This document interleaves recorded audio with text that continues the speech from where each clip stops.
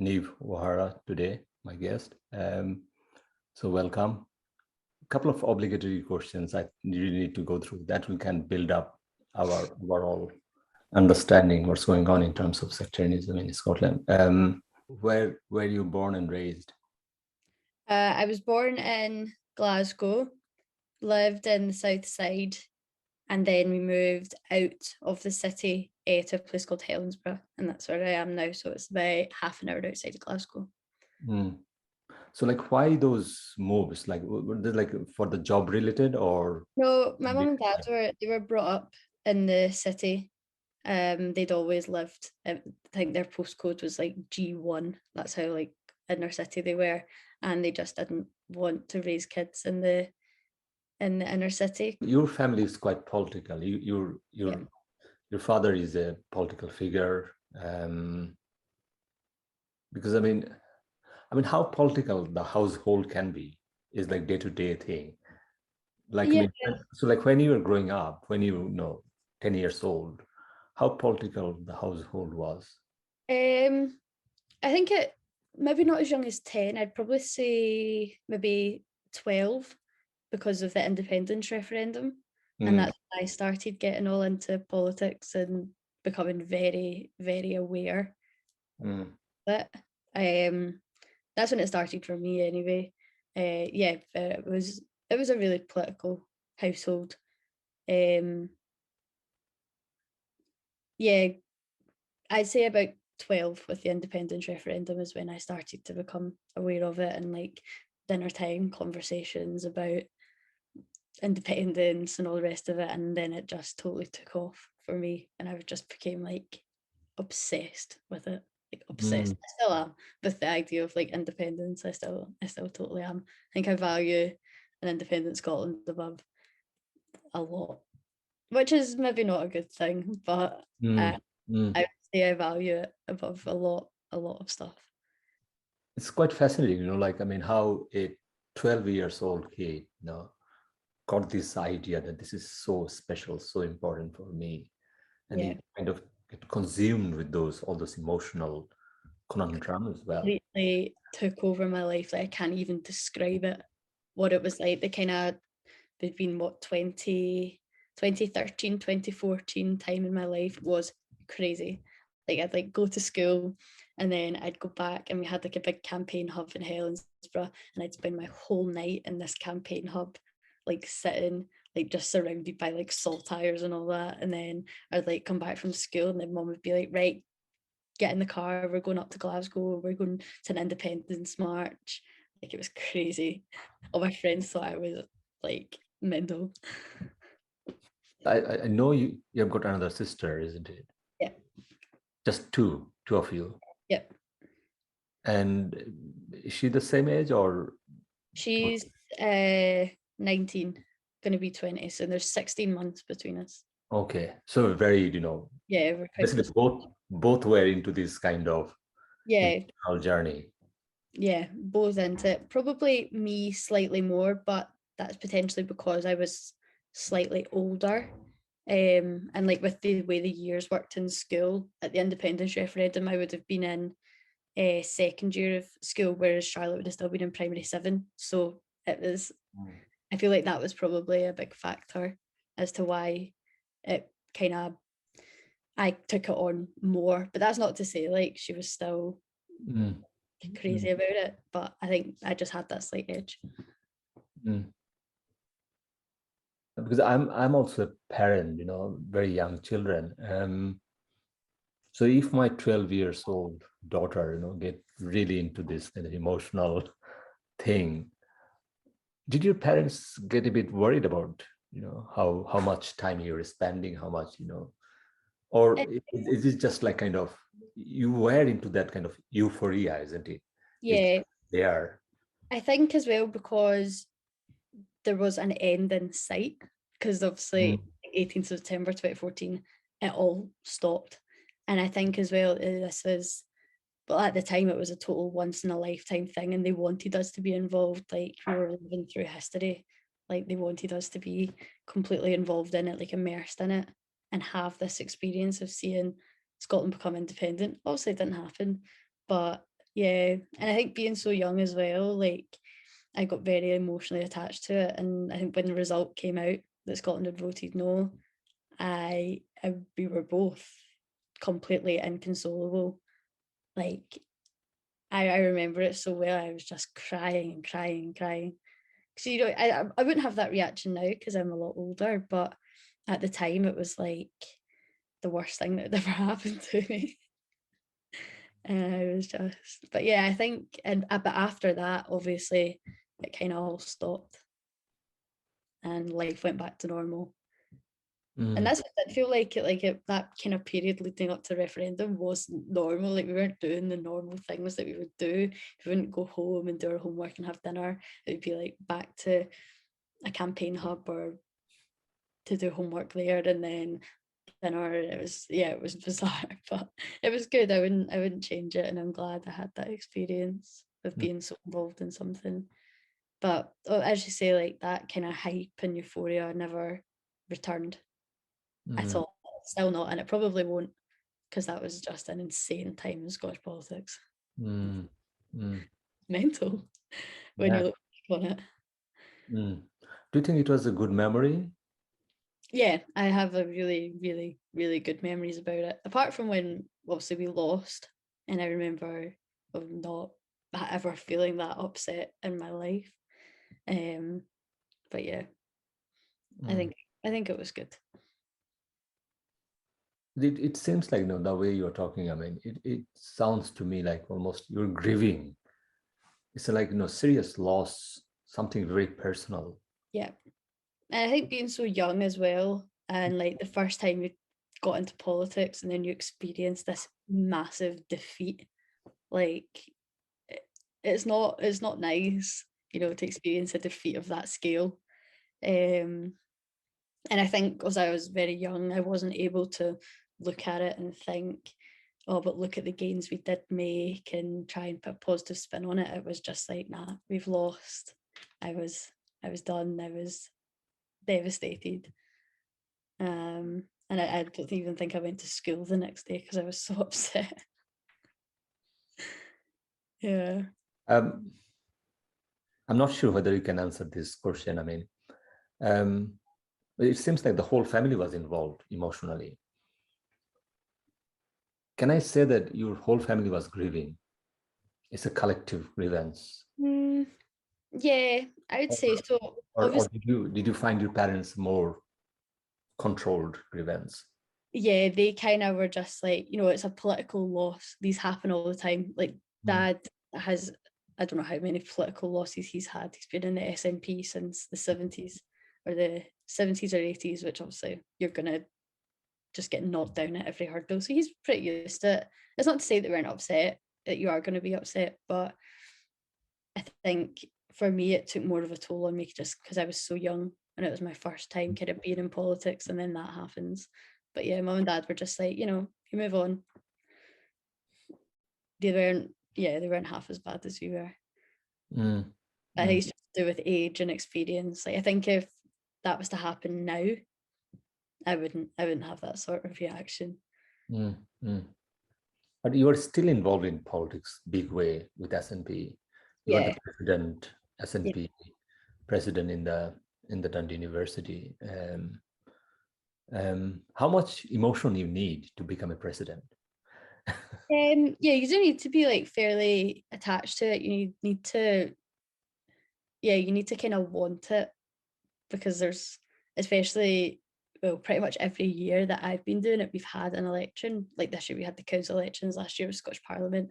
So you need to like kind of want to get up and go and walk for hours and hours and hours, putting leaflets through doors. You need to want to do that. Um, yeah, if you don't want to do it, then it makes it difficult to drag Mm, yourself out. mm. If there's not It's, like, it's, it's, it's a quite a physical thing as well. yeah, no, it is. You do a lot of walking, especially like the winter general election in 2019. In the winter, that was brutal. Like I have never experienced anything like that. Like putting leaflets through doors, like, and it'd be like 4 o'clock and it would be pitch black absolutely freezing, raining, like that was some graphs, to be honest. I think I slept for like a week after it. Oh my God. Yeah, so you need to kind of want it, and then you need to really, because otherwise, like, Mm, what, mm, there's no point, or you wouldn't be able to bring yourself to do that. mm, mm. So going back to like more structural discussion on sectarianism and racism, what percentage of Scotland's population are actually Catholic? I think it's It should be like 15 to 16%, isn't it? I think it's 16%, and then I think 8% of that identify as Irish. Like, I mean, one of the staggering statistics came from my understanding about, the whole thing is 95% of Catholic children actually go to Catholic school. Yeah. Was that true to you as well? Yep, I went to a Catholic primary school and high school. Also, there's a big debate around Catholic schools right now. There was actually one person, it was East Renfrewshire, which is like kind of near Paisley. Nah, not really actually. Like Newton Mearns kind of way, like outside Glasgow. And there was a Tory councillor, and he was standing, and he called Catholic schools bigot factories. Apparently Catholic schools are the problem, they make everyone bigoted. I personally don't think that's true, because although I say 95% of Catholics go to Catholic schools, not everyone in my school was a Catholic. We had Protestants, we had Muslims, we had people who didn't believe at all. Most people didn't believe at all. But in my case anyway, the Catholic school in that area was the best school. That's why you would send your kids there.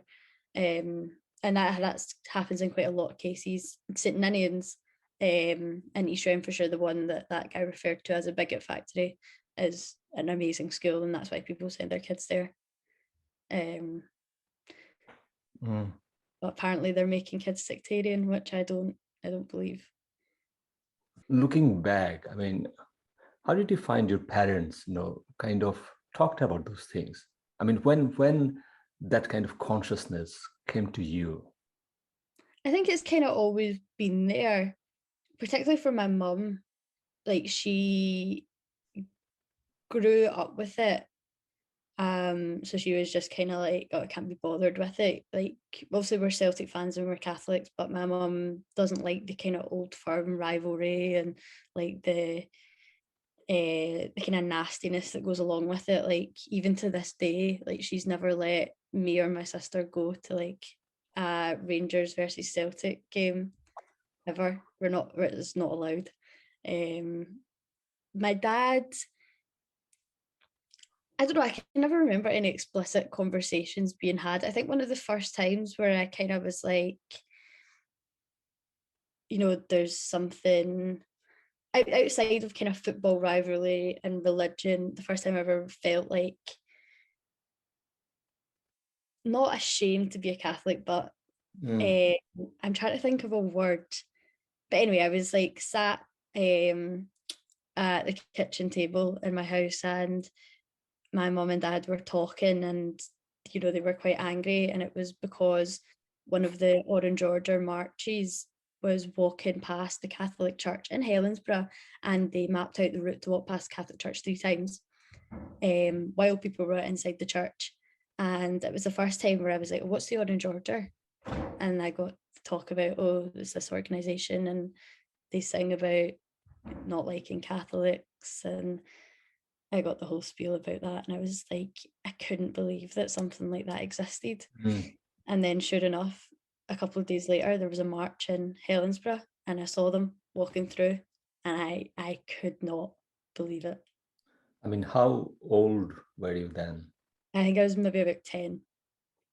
Okay, so that's your first memory about, So the first memory I have of kind of thinking like, what is going on? Like, what is this? Like, I vividly remember sitting there and my mum and dad saying to me, "Oh, it's the Orange Order," and I was like, "The what?" Crazy stuff. Does it happen still in like Helensburgh? Yeah, we'll still get Orange Order marches, not as frequently as you do kind of in the inner city, like in Glasgow, but we do get them.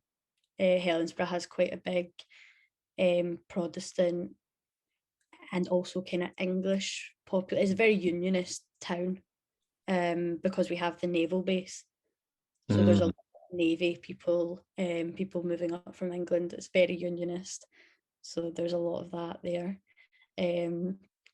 But yeah, certainly not as much as if you were to go into Glasgow. Like, obviously, you have like the 12th of July, where the whole city stops because they want to march, and you can't do anything. You can't go anywhere because they want to march, which is absolutely their right, must I say. Completely, they can do that if they want. But yeah, they're not nice to watch, I must say. So, like at the age of 10, basically you became a Catholic on that moment, basically. Yeah, I mean, I've been a Catholic my whole life. This consciousness about. Yeah, the consciousness about, but also the first feeling. I was talking to my sister about this the other day, and we grew up, obviously I went to a Catholic school. All my friends were Catholic, went to church every Sunday, you'd see your friends. All my cousins were Catholic, like, and to learn at that age that, one, not everyone was a Catholic, and that we were the minority, and that actually people hated us, was a bit shocking. I speak to my sister about it, and my sister felt the exact same. She was like, I remember learning that everyone wasn't a Catholic and being totally shocked. Like, we thought it was the norm, like that's what you do, like that's what you believe. But yeah, apparently not. So that was a bit shocking at the ripe age of 10 to learn that not everyone was like you and not everyone liked you. I mean, how easy to like detect a Catholic in Scotland? Yeah, well, this is one thing that I wrote in my dissertation, which makes the case of the Irish in terms of racism really interesting, is that you physically can't until you speak to someone. Like, especially with an Irish Catholic, like if I was to stand next to someone like a Protestant and I said to you, pick out who's Catholic, who's Protestant, you couldn't. There is nothing there to signify it unless I was wearing maybe like a holy cross around my neck or something. There's nothing there. So it's this kind of preconceived notion and different signifiers about you. It's like, oh, you're a Celtic fan. Oh, you went to a Catholic school. You must be a Catholic. When that's not strictly true. You can be a Celtic fan and not be a Catholic. I know plenty. You can go to a Catholic school and not be a Catholic. I know plenty, but you will still receive that level of abuse because they have no other way of distinguishing it. There's, you can't tell us apart. You wouldn't be able to tell. Well, I'm not the best example actually, but people who are here because of the famine in Ireland and are Catholic and have come here,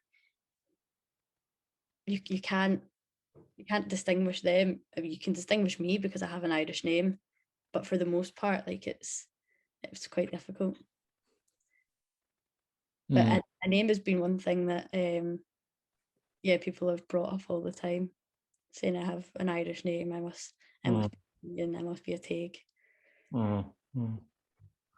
It's that way, you can't shake it. Like, I'll say I don't go to church. I don't. There's a lot of things in Catholicism that I don't agree with, and I wouldn't say that I'm really particularly religious anymore. I think it's just probably the age and the stage I am in my life, but it's almost out of my control. Do you know what I mean? Like, I can't decide that. I am always going to be an Irish Catholic. I am always going to experience abuse and discrimination, racism, sectarianism, whatever you want to call it, because of that, even though I don't go to church every Sunday. There's still things there that lump me in with that. I like to call them cultural Catholics. That's what I would call myself, a cultural Catholic. I identify with the culture, just Mm. not actually the religion, because I think it's a load of rubbish, but that's just me. Mm. Mm. That point you made, that your parents never allowed you to go for this, like, what's it called? Old Farm Derby, isn't it? Old Firm, yeah. Um, will it apply to you as well? Because you are now adult, you are finishing your university. Do you think, will you go there in your own volition?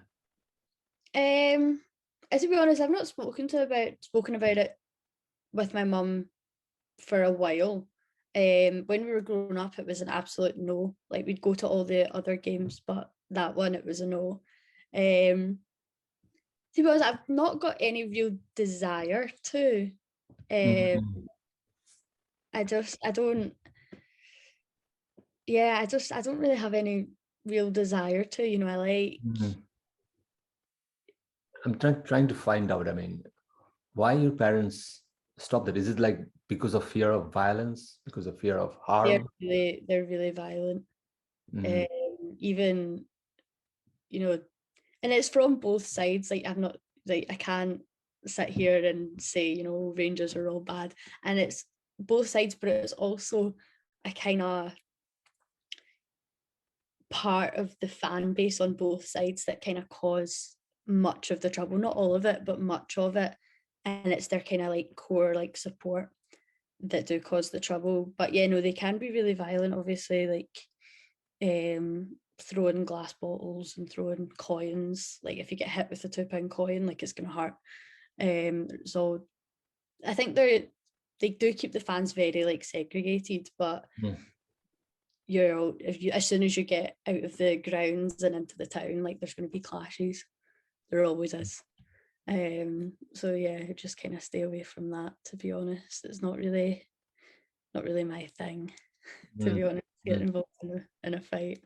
But as you say, it's a very small minority of the fans that would do that, but it still happens.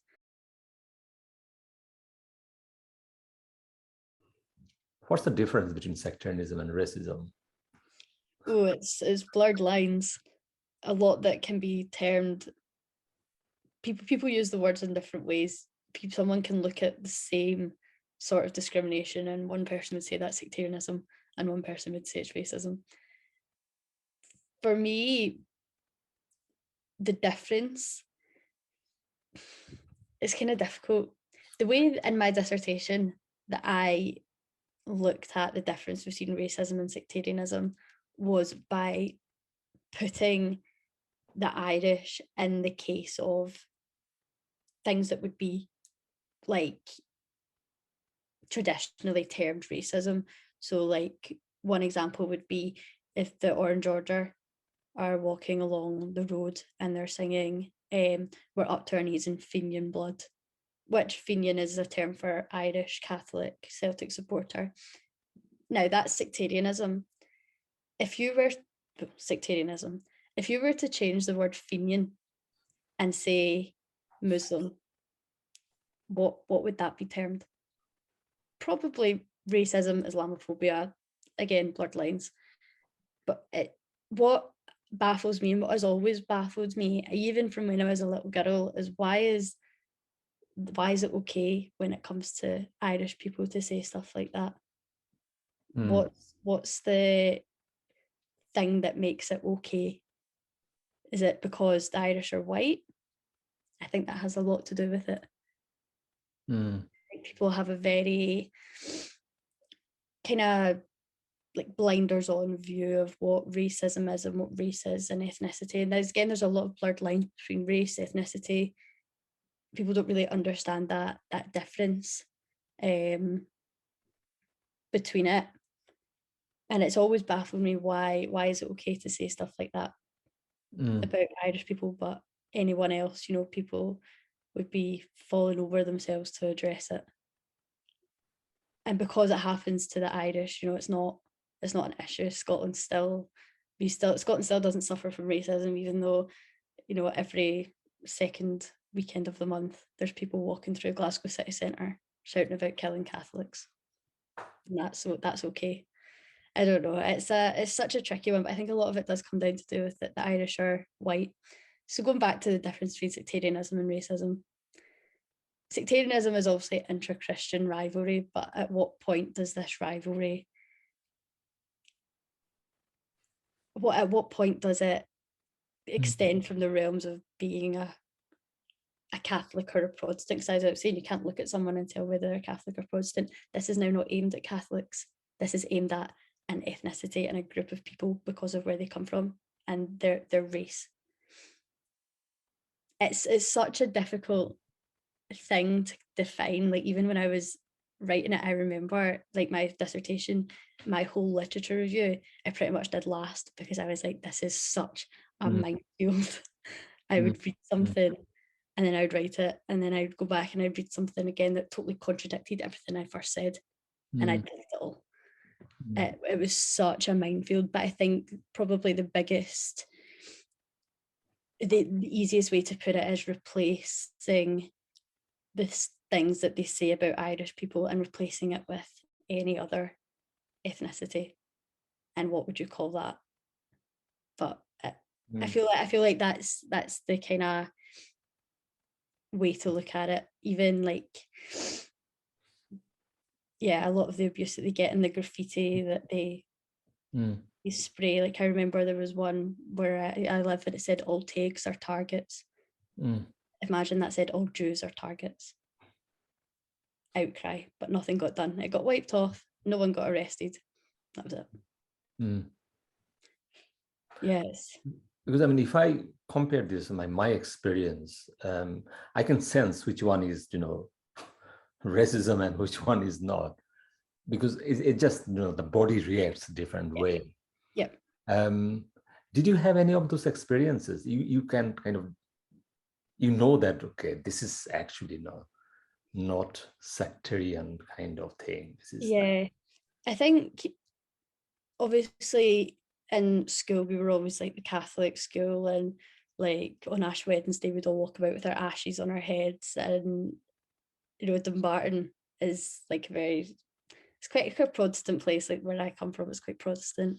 So you get like a lot of kind of funny looks, or you get like daft people from the other school, which was a non-denominational school, like shouting things at you, but it was just kind of taken as like kind of banter. I've never like experienced racism myself, because I think I was born in a time where the racism wasn't explicit. Like, as I was saying, like I would never get a job because of my surname being Irish. I would never not get a job because of my surname being Irish, that kind of thing. It's more kind of embedded, and it's more accepted and normalized, like having to, like, if there's an orange order, you're just expected to, go somewhere else for the time being, just deal with it. Or listening to these songs that say the famine's over, why don't you go home? And that's also referring to because I'm only obviously in Scotland because of the famine when my ancestors came over. That's why I'm Scottish. If the famine didn't happen, I'd be in Ireland. I'd have an Irish accent and all the rest of it. So the famine's over, why don't you go home? I've never been to Ireland. I've been once. We've got no ties to it. There's no one left there. If you didn't move to Scotland or didn't move somewhere else, you died. So we've got nothing left there. If you put me in the middle of Ireland, I would not know where to go. So yeah, I'd say it's a lot more embedded, and it's also something that you're just kind of told to stick with and accept. There's someone I follow on Twitter. She's actually a lecturer at Glasgow Uni, and she's Irish. And it was after the Rangers game on Thursday, last Thursday there, and she was on the Glasgow subway, and a Rangers fan, started shouting about, I can't remember what exactly they were saying, shouting about how they hate Catholics and F the Pope and all the rest of it. And this woman's a Catholic, and she stood up and she said, "That's really offensive. Why are you singing that? Can you stop singing that? I'm a Catholic and I'm really offended." And he like kind of got quite violent. He like pushed her back down, and other people on the train, they said, why did you stand up to him? Why did you do that? And it's like, well, why should we just sit and accept that? It's almost the way like we do need to accept it. And that's always the thing that's bothered me ever since I was a little girl. You know, it's apparently just part of the culture and like the football banter, and it should be accepted, and it's normalized, and everyone's kind of desensitized to it. So I think like with the experiences of racism, if we were to ask the average Irish person, have you ever experienced racism because of your Irish Catholic roots and heritage, they'd say, no, of course not. And when you get into it and you had a conversation with them, they'd say, oh, actually, yeah, I was walking through town one day and someone said F the Pope. Or I was walking through town, I walked past an orange order and they were telling me to go home. Like that equates to racism, but you're desensitized to it and you don't think about it. I mean, the whole thing is like so construct, isn't it? With the country, the one planet, and then from one planet to just like, make like small pieces and then say that, okay, oh, you are outsider now, but you were not outsider, before 1920. So you are now outsider. And then, I mean, how much football is to blame for the whole thing? I'd say football is a channel for this to be expressed. Like you're not,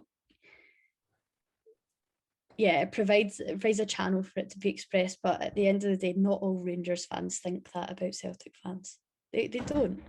It's a section of their fan base, plus a few others. I don't know. It's difficult to say. I don't know whether it's a minority or if it's a majority. I really couldn't tell you. But I think football gives these people a platform and almost an excuse to be sectarian and racist, because it's no one's going to stop them, no one's going to do anything about it, and it's taken as, oh, it's just banter. Like, and if anyone tries to question it, oh well, that's just what we do, it's what we've done for decades, and it is what they've done for decades. And it's not right. But yeah, I think football is definitely a channel to express it. Where sectarian ideologies are made, I don't know. I feel like they're made in the home. No one's born hating another. It's, yeah, and then when they go to a football game, it's where they can express it with very, very, very little repercussions. It's coming from home, and then it goes to this big platform where almost 50,000 people there. In a crowd, you're one person out of 50,000 people all singing the same song. They're not going to arrest 50,000 people. They're not. You can get away with it. You can get away with it, and you can hide your face, and there's very little chance of you being spotted within a big crowd. It's this like kind of pack mentality. Would someone go out and sing that in the street by themselves? No. Not unless they had had a lot to drink. They wouldn't. They just wouldn't. What's the flip side of the coin? Celtic fans. Yeah. So there is the same. It's difficult. Obviously, I am a Celtic fan, but there is a section of the fan base that they can be quite sectarian, and they'll sing, oh, we hate Protestants and stuff like that. To be honest, I'll say from my own, this is just speaking from my own experience, I've never been to a football game and heard anyone sing anything about killing Protestants or hating Protestants. Even in my school, I've never heard anything like that. I think what they do try to term as sectarian is our use of song as well, which could be like, there's in Celtic kind of music, there's a lot of stuff about the IRA, the Troubles, Bloody Sunday and all the rest of it, which they like to term sectarian, which I can see there is a case that can be made for that, certainly. It's such a tricky one, because where's the line between kind of culture? It's same with the Rangers fans, you know, it's their culture is the Orange Order, and that's their culture, and they have a right to that, whereas our culture is songs and myths and stories and singing about the Troubles and the IRA, what happened. But it's the same for both sides. Where's the line where your culture then just becomes, why your culture revolves around hating another, because that's not a culture for either side. But it does happen on the Celtic side, but I wouldn't say as much. And also, you need to remember that Catholics, specifically Irish Catholics, are a minority, and Protestants are the majority by like a long stretch. To what extent can a majority be an oppressed people? I don't know. There's definitely some of it. There's definitely, you know, back and forth, you know. But that's the one thing that I've always thought about, is if they're a majority, how can they be so oppressed by people who are essentially less than them? They have always, you know, been less than them. It's never something that I've been able to get my head around. And that's what obviously annoyed me about the term sectarianism. It kind of denotes an equivalence between the two sides, whereas I don't really think there's an equivalence between the two sides. You know, your Orange Order marches, I think they accounted for 92% of all marches across Scotland last year. Or no, not last year, the year before COVID hit. I'm forgetting when they do these statistics, they take out the COVID years, but the year before COVID hit, 92% of all marches. Republican marches accounted for 0.01%. I think there was like one. It's tough. I mean, at the same time, when you talk about Orange March, this is not a normal march. This is not, you know, this has got some meaning.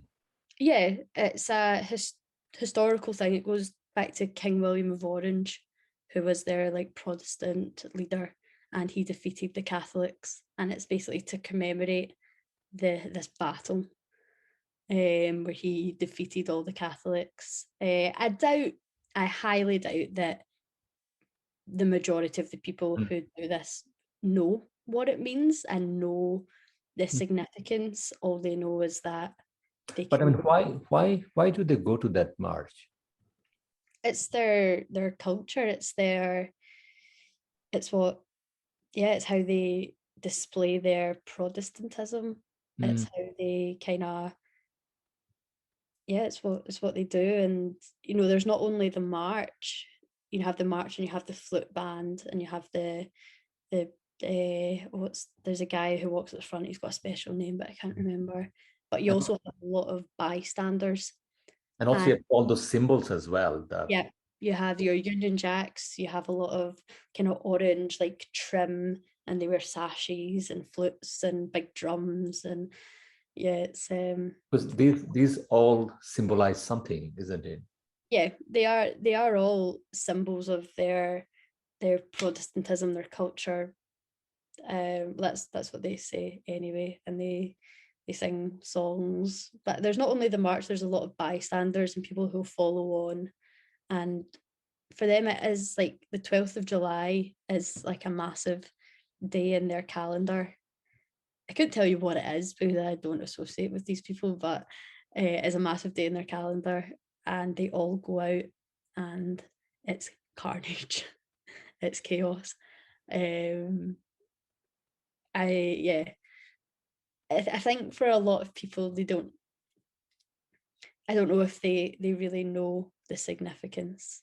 I think they just think, oh, this is what we do. I don't know. With me, like the symbols are really important, you know, the symbol.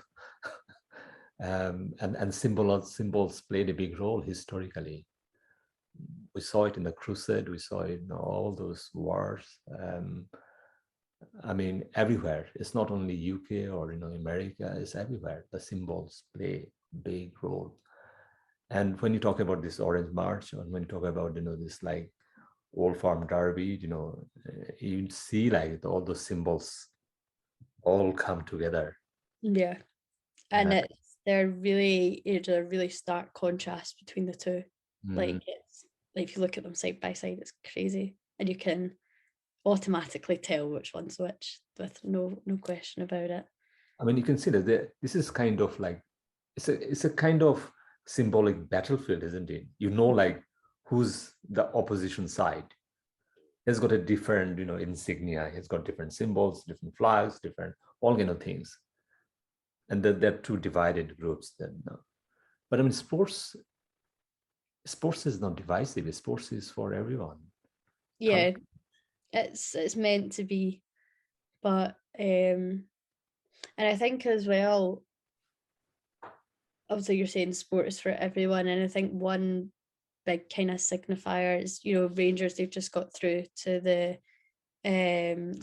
Europa League finals in Seville. They've just got through to that, and that's, as much as it absolutely pains me to say it, and I think a lot of Celtic fans are the same. As you're saying, football should be a thing where everyone comes together and it's a happy thing, and especially with the Scottish team doing so well, it should be like everyone should be congratulating them, but no, there's not that. I think a lot of people are actually Celtic fans who are congratulating them, and people are saying, yeah, don't show your face in Parkhead ever again.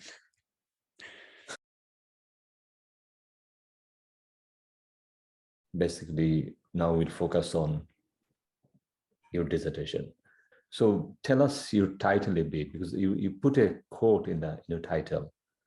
Yeah, we don't have room for racism. We're too busy with bigotry. I actually heard that quote for the first time. I went to a book festival with my dad in Cove, which is just around the corner from where I live, and it was Brian Taylor.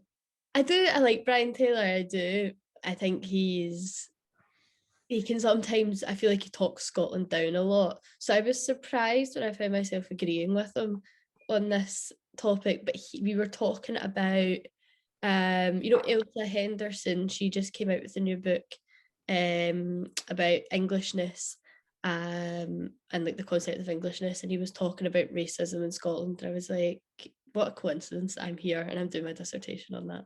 Really weird. Anyway, so then he said this quote, and I was like, that's brilliant. So I wrote it down and I looked it up, and it was actually from a novel, Fleshmarket Close by Ian Rankin, who's like the biggest crime writer in Scotland. Yeah. I think it really just kind of sums it up and kind of echoes this kind of popular discourse about, one, that there's a difference between racism and bigotry, and two, that bigotry is so prevalent in society that actually racism doesn't exist because all that happens is Catholics and Protestants fight. So it is really kind of like there's really two sides to it and two ways you can look at it. And I think the two ways do both refer to my dissertation. My whole dissertation is about how, sectarianism is an incorrect term to use because it actually has racism, but then also looking at this kind of Scottish exceptionalism, and that actually we do have a big problem with racism, and hopefully not just racism against like anti-Irish racism. You have problems with Islamophobia, anti-Semitism. Yeah, but we do have a problem with it. But what happens is that the whole country is just consumed with sectarianism, that we often forget it. Tell us, for the audience, that title, that specific quote. Yeah, we don't have room for racism. We're too busy with bigotry. So it's sort of like, yeah, I think it just really summed it up. It's almost quite humorous, the context of the book. I don't know what context it's in the actual book, because I don't have the book. I need to go and read it. It's Fleshmarket Close, it's called. but yeah, that is like kind of humorous and funny, and then you're like, oh right, okay, actually, this is what's happening. So I thought it just kind of summed it up in a short way, because I was really struggling with the title for ages and ages, and then I went to this book festival and heard Brian Taylor say it, and I was like, right, there we go. That's So like for the audience, like the Brian Taylor is the journalist. He writes for columnist extensively, yeah. Yeah. What's his political views in terms of Scottish independence? Well, Brian Taylor's he's quite conservative. He's I think he's obviously they kind of need to be impartial, but from what I can gather from reading his stuff and seeing him on the telly, I think he is a Tory. Unfortunately, but he's still like a good columnist. I'm still going to listen to what he says. So that's why I was a bit surprised when at that book festival, a lot of what he said to do with racism in Scotland, I did find myself agreeing with. So I was pleasantly surprised at that. Problem with the conservatives, I mean, they always think that everything is okay. Yeah, but I find, well, just in Brian Taylor's case, I find him that he kind of talks Scotland down a wee bit. And what was surprising when I was writing my dissertation, this whole thing, like we don't have room for racism, we're too busy with bigotry, and this whole thing, like, oh, Scotland's just as bad as England with racism. That's a very like conservative view. That's a view that a lot of Scottish conservatives have. And for me, someone who's SNP my whole life, like for me to kind of do a dissertation with that sort of viewpoint, like it was weird because I was being very critical of the Scottish government, who are the SNP, as being very critical of nationalism. So yeah, I found myself a wee bit like, oh, okay, but obviously not to the extent, because I think the conservative part of it comes in that, oh, we're just as bad as England. I never said once. I said, we're definitely better than our southern counterparts, but to say that we don't have racism here is wrong, because that's just a fact. But I did say in my dissertation that I think racism is definitely better than England, but there's a lot of factors for that. Like Scotland, we don't have as a diverse population. We don't have as many ethnic minority groups here. Like you kick about Scotland, and in the main, like everyone you see is pretty much going to be white. Unless you go kind of into inner cities for the most part, whereas England, it's not like that. So obviously they are going to have more racism down there. But at the same time, like I think Tory government, like I think last year or before last year, they published a report about race relations in England, basically, and then it's more or less like whitewashed that everything is fine. It's not the other group is the problem, because they always see this kind of victimhood and all those. So it's like more, I don't know, like more sinister report, and it was heavily criticized by everyone, especially from the academia. It was very poorly researched, and so lots of holes there. So it did not go well. So that's quite interesting, because I mean, if you ask the Tory government about England, about race relations, they will always say that, it's fine, So, and then try to, then compare that we are not as bad as, somewhere else. Yeah, America. There's always going to be that deflection, and that's just a part of politics. It's always going to try and be deflected. So in Scotland, it's deflected into England, and England, it's deflected to America. And then America just don't deflect it. They just say, not my problem, and walk away. Because I quite like, this Chomsky's idea, but Chomsky was quite critical about, this racism, especially in UK. So he was saying that racism might be resolved, the future, race relations can be like more like benign form in America, but in UK, it will be difficult because of the historical problem, it's just hardwired. And so he was saying that the UK might be the last country to actually, ever make any kind of, serious progress on race relations. Yeah. And I think, I'm not sure, I my own understanding about, my own experience throughout my, my life here in the UK. So last 25 years we're talking about. I did not see much improvement or much anything. I think the problem is not only on the street, but also in institutional as well. Mm-hmm. So that's the most worrying bit. They're they just do things casually, and then and then they find, oh my God, why did you do that? Yeah. Even I was very critical about naming our teaching building Dalhousie, because for me Dalhousie is a problem area. Mm-hmm. The whole Dalhousie dynasty family served the colonial rulers around the world. So they were in India, they were in Canada, they were in Africa. So we are talking about, especially the India, the one of his ancestor went to India, and he was the most brutal colonial ruler. Yeah. And suddenly he found that your university has got a building name under that family is one of the person. He also served in Africa as a kind of governor general. So lots of blind spots there. So there's not much thought process. And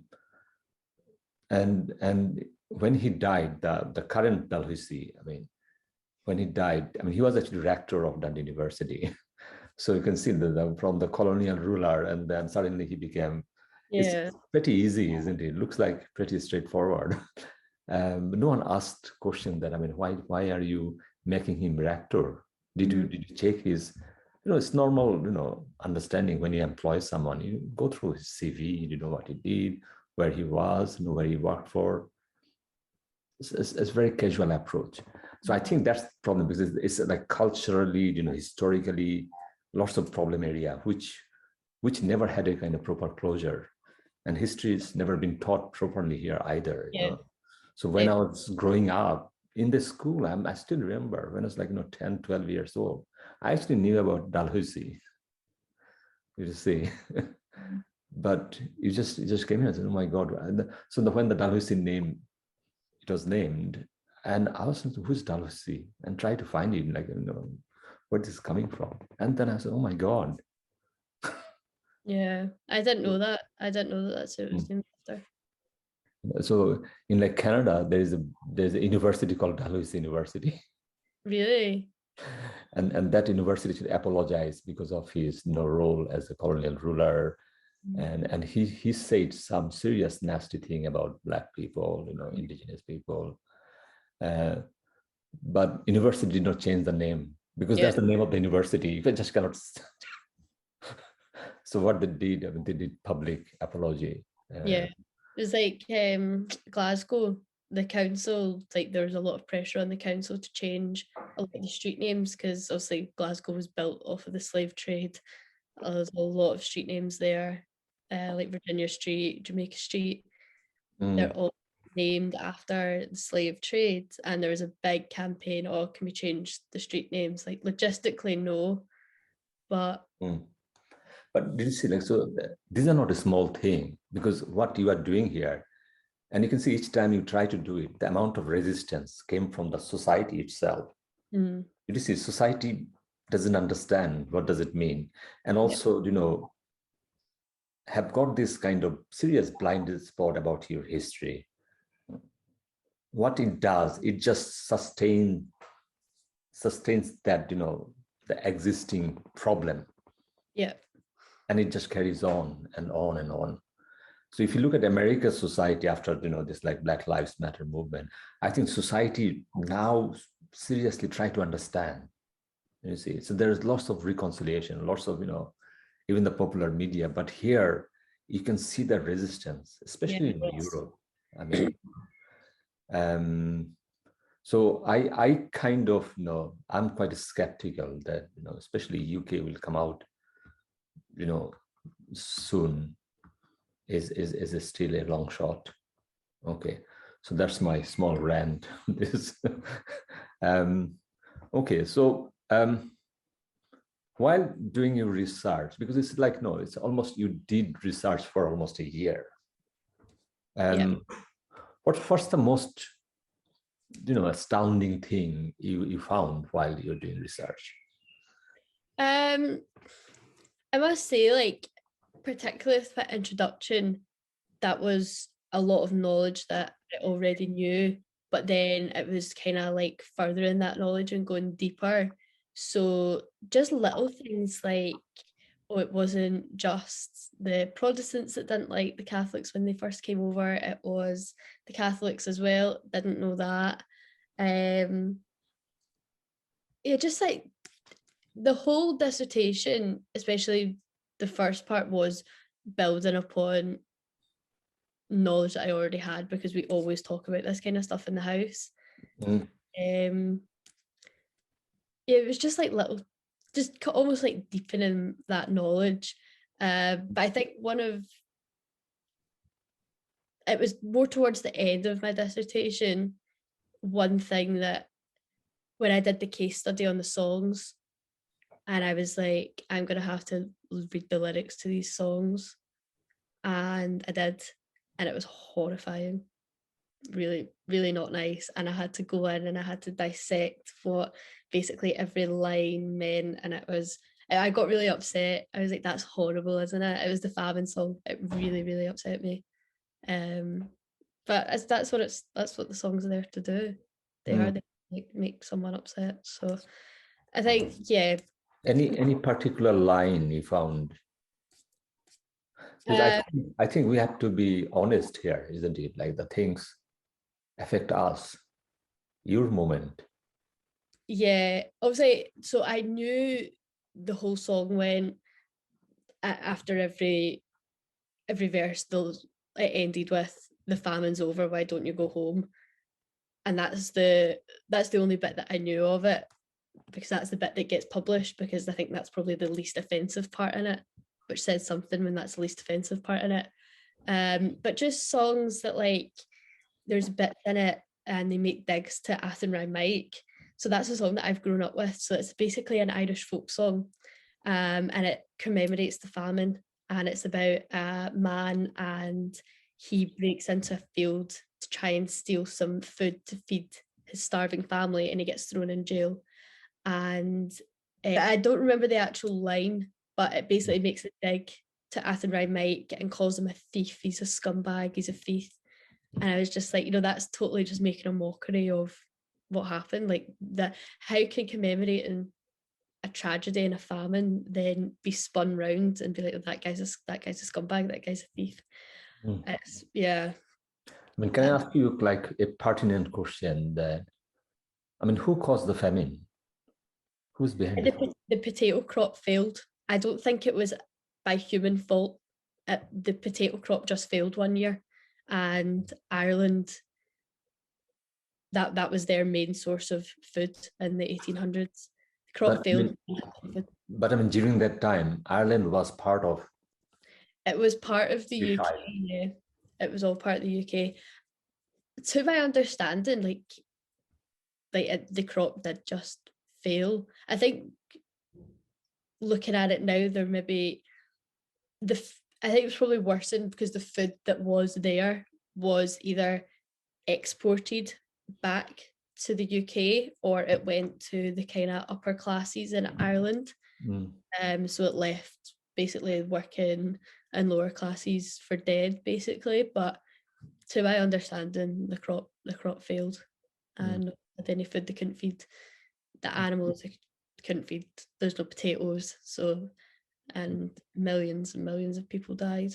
The problem is like lots of bigotry or like racism kind of pops up because of your misunderstanding about the actual things happening, or the historical disinformation. Because we are talking about when you talk about one country, if like one country, if a city like Liverpool is affected by something, then the whole country rally behind Liverpool. Yeah. So it looks like the whole construct about this one country is actually insider and outsider. They decided already who's the insider and the outsider. Yeah.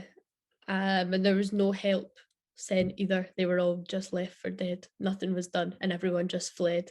And if you didn't leave Ireland, you died. Mm. Mm. So you're actually fleeing from your own country to your own country.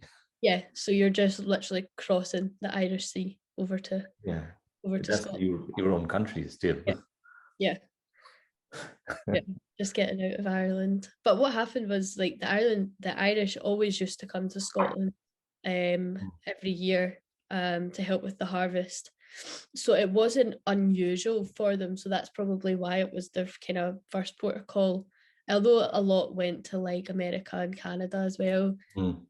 A lot came to Glasgow, especially because they knew it. They knew the place. But what changed was they didn't have anything to go back to. By the time they were going to leave, like there was nothing in Ireland, so they just had to stay. And that's where the problem came, because they were tolerated on a basis of, oh, this will be over in 3 months. But then they never left, and that's where it came from. And then so another line in the famine song is like, I wonder where they would have been if we hadn't taken them in. From Ireland they came, brought us nothing but trouble and shame. So just kind of, if we hadn't taken them in like they were doing as a favour, and if what you say is like, oh, they're doing as a favour, but they've not actually left the country, you know? But it's as if, you know, yeah, it's horrible. It is straightforward, isn't it? You are dehumanizing people, which Totally. are supposed to be your people, you know?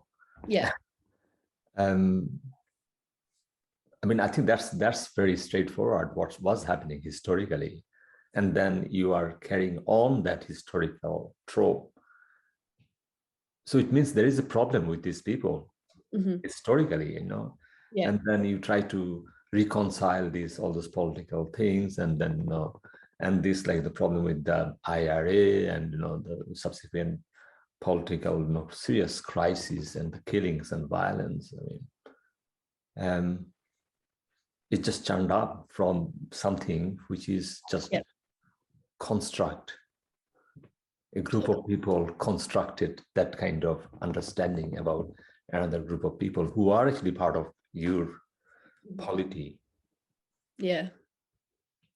Yeah. And I often wonder, you know, the people who sing these kind of songs, if I was to stop, which I would never do, if I was to stop them and say, explain what you just said, explain that, break it all down. Yeah. They wouldn't have a clue. Yeah. I bet they have no idea who Athenry is. They don't have a clue. Don't have a clue. They're just saying it. Because I mean, that's the danger of, you know, like this kind of misunderstanding or like ignorance, and then bigotry and the racism. Yeah. I mean, one of my, you know, like very vivid memories after 9/11. So I was doing PhD in Dundee during that time. So one of my batchmate, he was from actually Libya. So after 9/11, he was in UK just, you know, as a normal student, you know, and he went to London for a visit. You know, you go to London. No, we go to London every now and then. So he went to London, and he came back to Dundee with a broken leg. Some people just attacked him. Yeah.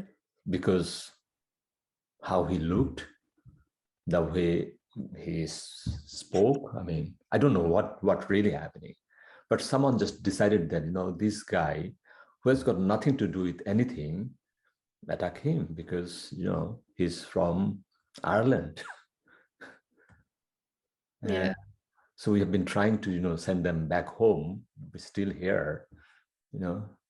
So you see, so like, I mean, how do you justify those things? I mean, it is still, you know, it's a very, very strong memory. And personally, I also, you know, like face some of those things, but not as bad as this. I mean, I think this is just, you know, I mean, he could have been killed. I mean, Yeah. this random attack, a bunch of people, you know, somewhere in the middle of London, random attack. And it made his life so miserable, because you're a student, you have to go around, move around, you have to buy things, you have to buy food. It's a terrible, terrible, things happen to him. Yeah, no, that's awful. That really is. I think you hear a lot of that happening, especially after 9/11. People were just like literally lost their minds. It's like, and used it as almost a justification to do it. And it's like, that's their justification. There's clearly something else there to make them want to do that. It's not just the fact that 9/11 happened.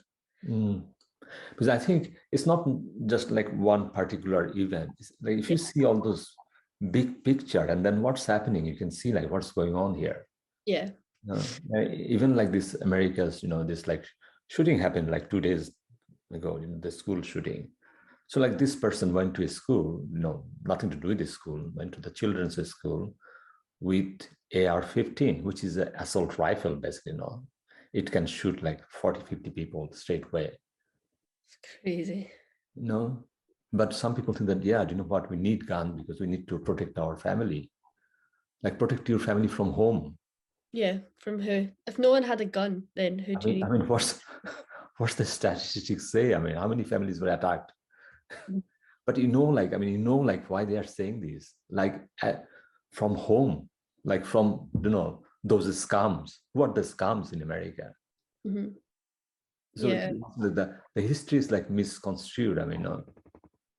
Yeah. If you look at the historically, statistically, it's actually other way around. The violence being perpetrated, or any kind. It's like 300 years, documented history. Mm-hmm. But now you're saying that no, you will be attacked. Your family need to be protected. So, I think given the chance, they might actually buy a tank in front of their house. Yeah, honestly.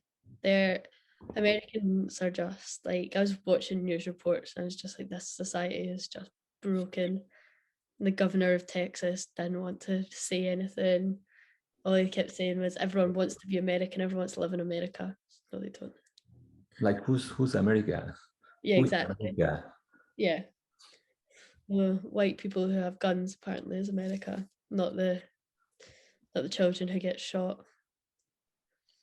But you can see the problem is, this will not sustain in the long term because I think the gun control will come eventually. Yeah. But by that time, these people lost their lives. Mm-hmm. Exactly. It's like, I don't know how much more of this needs to happen before someone says, right, enough is enough. I think try to connect this gun thing, because you mentioned about this particular person, I think academic, was traveling in Glasgow, underground tube, and then she was facing this chant against Irish people, and she stood up and said that, can you stop that? Yeah. Because you're from Glasgow, so you know more than me about Glasgow's, infrastructure.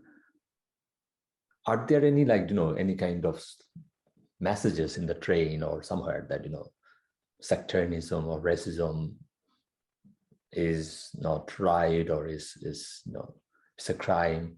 Kind of deterrence? Yeah, obviously, like in the stadiums, there's like the show racism, the red card campaign, and obviously players take the knee, even down to like really like quite lower league games, they'll still take the knee. The fans boo that. They don't like their players taking the knee for some reason. Because they don't understand what does it mean actually. They don't understand what it means, and they think, politics shouldn't be a part of football. And it's like, yeah, okay, maybe it shouldn't, but it is, so you just need to deal with it.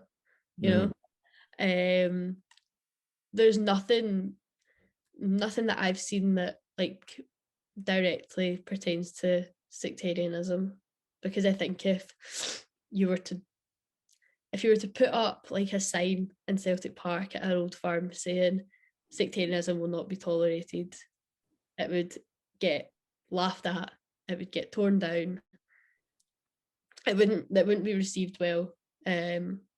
But again, the whole show racism, the red card, Celtic and Rangers, they both partake in that.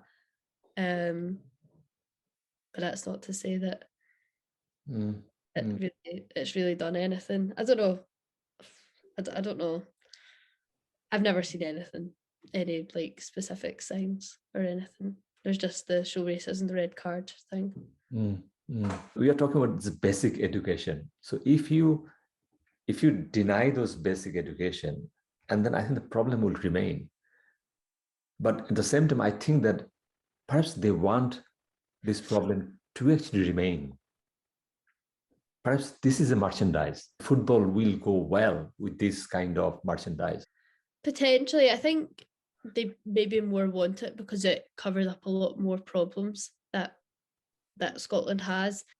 I don't know. I know, like, I wouldn't say that why the government doesn't want to tackle it, because I think the government does want to tackle it. I know Nicola Sturgeon herself, like, she absolutely hates all this sectarian stuff and she hates football. And I think much of it is to do with the divide in the country. That's why she hates it. But yeah, I think it covers up a lot more, and just allows things to kind of go unnoticed, which again goes back, we don't have room for racism, we're too busy with bigotry. It all comes back to that. The country is so polarized over one thing that everything else is a secondary issue. You did all those research, empirical evidence, and what did you find? Like, what are your main findings from your dissertation?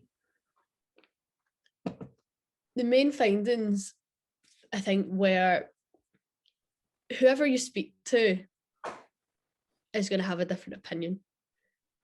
It's very difficult to get, with an issue like this, I found it very difficult to get like percentages, like this percentage of people have experienced sectarianism. That doesn't exist because sectarianism is different in everyone's minds.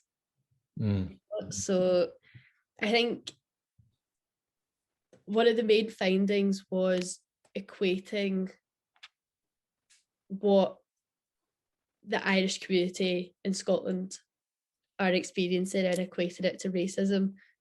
So that was one of my main things, was looking at what happens and looking at how this can be racism, which, and also I did find that actually it is racism if you do break it all down. I also looked at like conventional definitions of racism and looked at how they don't sum up the Irish question at all. And I think a lot of it's to do with, what made it really interesting was because the Irish are white, and you think of racism, you immediately think of a black person. So that was really interesting. That's probably the most interesting part. And I looked at how sectarianism, everyone uses the term sectarianism, barely anyone calls it anti-Irish racism. But I think if you were to speak to someone and say, have you experienced sectarianism? And they'd say, no, but the other day I was walking through Glasgow and someone was shouting F the Pope. And you'd say, okay, well, is that sectarianism? And they'd say no, but break it down. Is it, there's blurred lines everywhere. So, like, what was your conclusion? How did you finish your? Because I mean, I don't think you can finish it, isn't it? You just cannot finish this kind of topic area. Yeah, there's, I think, my conclusion was more like looking at going forward. I think when I was writing it, if I was to say I go on to do my master's or whatever and do a dissertation and this sort of thing again, I think what would be really interesting, but not really interesting, but really important, would be to look at sectarianism from a feminist perspective, because often, like football, sectarianism is most closely related with football. Football is really male dominated, and often the forgotten victims of sectarianism are women, just normal Catholic women, like, you know, my mom or my gran, who experience this. Like my mom's like been to the football maybe twice. You know, she doesn't care, yet she wears a holy cross around her neck, and she'll still experience sectarianism from like Rangers fans. And she's just like, so I think it'd be really interesting to look at how it affects women. I think that'd be really interesting to do.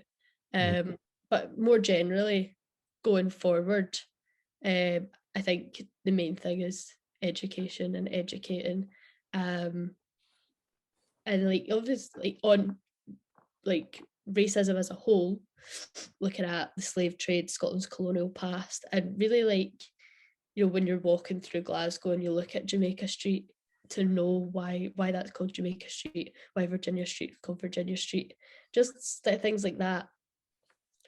But also looking at like the famine, you know, why is there someone with the second name O'Neill sitting next to you in class?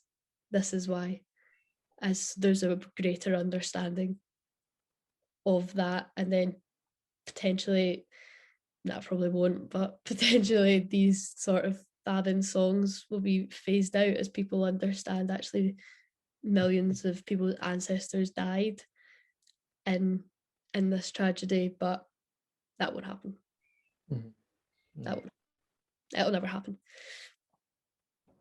Because if they were to teach Irish history in schools, that is a minefield. They would never, ever, ever do it. Ever. So it's up to people to research it themselves, which also won't happen. So sorry, this is very pessimistic, but it won't happen. There's no way. You start teaching Irish history in schools, it's going to blow up in your face. It looks like, you know, that things are linked with, you know, your understanding what kind of society you actually want. Yeah. I feel like a school turns around and you start teaching Irish history, the school gets branded sectarian. That's what will happen. It's totally what will happen. So it's up to people to go out and do their own research, like I did. I will. Not so, it's just something that's been spoken about in my house for so long. That's how I know about it. But you speak to any random person on the street, they'll know about the famine. They're probably not going to know the ins and outs of it. They're probably not going to know that less than probably about 60 years ago, their favourite pub might have had a sign on the door saying no blacks, no dogs, no Irish. They're not going to know that. So it's up to the individual themselves to get educated. But also the education system does need an overhaul to include like Black history and all the rest of it in it, which I think is really important. I think it's a big thing that's been spoken about now in America, but it needs to get done here as well. Definitely. Like we did learn about the slave trade and stuff in school, but briefly. It was quite briefly. I think it was also optional. I think it was optional. Because the modern politics is all clickbait. I mean, so obviously political parties do research and they know that these are problem area, so they will not touch them. Yeah. So they will go for the easy ones so that, you know, you don't need to. And the easy one is always, you know, target the minorities or target the other people, or, you know, suddenly ask the Muslims to, you know, get rid of your hijab and all those things. Now, those are the easy ones. Yeah. Because, you know, you can mobilize lots of people behind you, that idea. So I think, you know, it's serious leadership and goodwill you need, like, you know, to have that collective, humane, kind society. And so far, I think, you know, we failed miserably. Yeah. Because the problem is it's just not one person's job. Did you see? It's a collective thing. We have to decide collectively. Yeah. And I think that's the big ask. It shows, you know, how fragmented our understanding is about our history, about culture. But at the same time, if you don't learn them, we just cannot unlearn some of our, you know, prejudices and, you know, bad things built up over the years. Yeah, no, definitely 100% agree.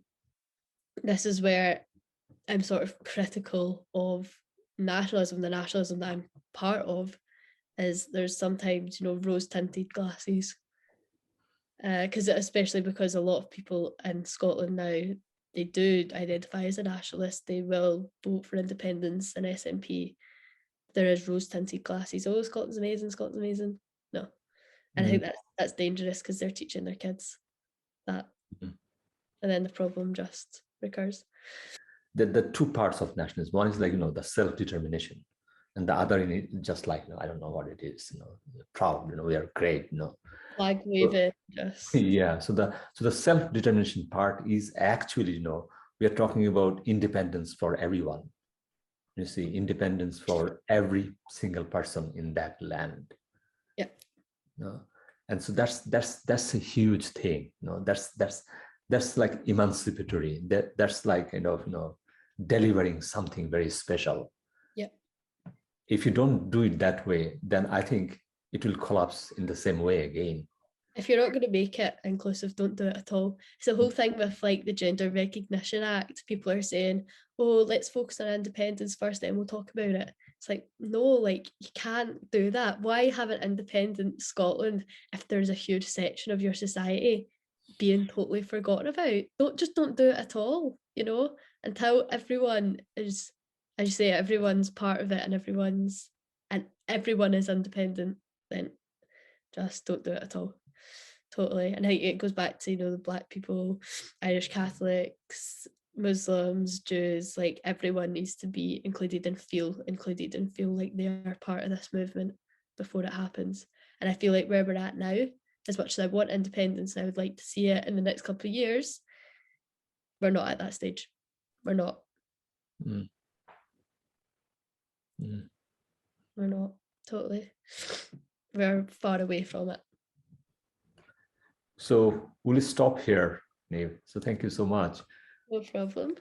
Okay, so absolute pleasure, and I think we'll do lots of talks in the future, and hopefully, but also my best wishes for your graduation.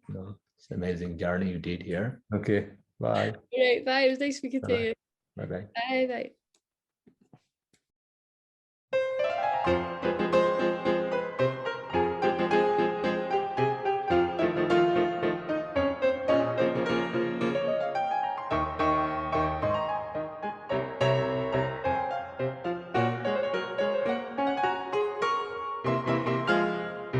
Votre toast, je peux vous le rendre, Seigneur, car avec les soldats, il est torero.